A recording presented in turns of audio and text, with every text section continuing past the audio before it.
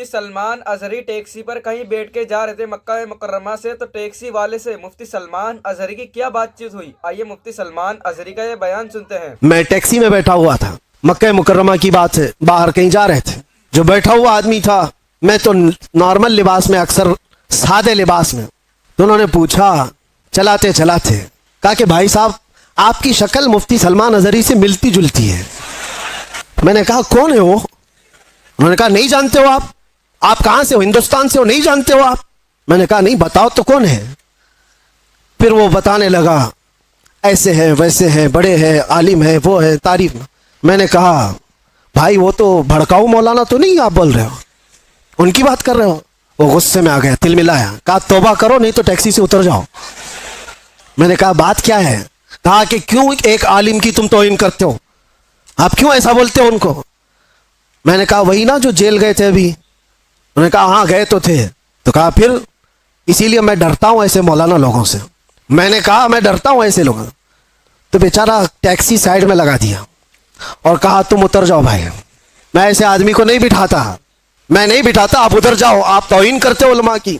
میں نے کہا چلو معاف کرو، یہ ٹاپک چھوڑ دو، دوسری بات کرو۔ پھر وہ یوٹیوب کھول کر کے دکھانے لگے، یہ دیکھو، یہ سنو، حق بات کہا ہے، ظالموں نے پکڑا ہے، فلاں فلاں ساری چیزیں بیان، خاموشی سے سنتے رہے۔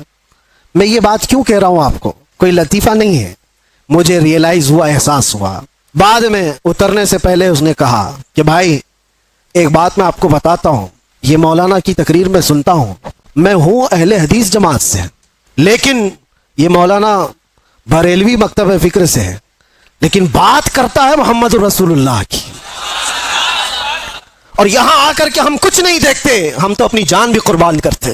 ہم اتر آئے، اس دن یہ احساس ہوا اس نام پر اللہ نے اتنی طاقت رکھی ہے، ہر انسان نام محمد پر جمع ہوتا ہے، ہر مسلمان آ جاتا ہے۔ عزیزان گرامی وقار، وہ ایک نقطہ ایسا ہے ناموس رسالت کا جہاں پر لوگوں کے جذبات ہیں، لوگوں کی عقیدتیں ہیں۔